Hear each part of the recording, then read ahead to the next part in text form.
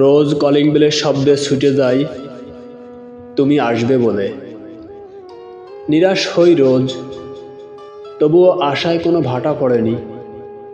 জানি ভালোবাসায় সব ভুল একদিন ঠিক হয়ে যায়।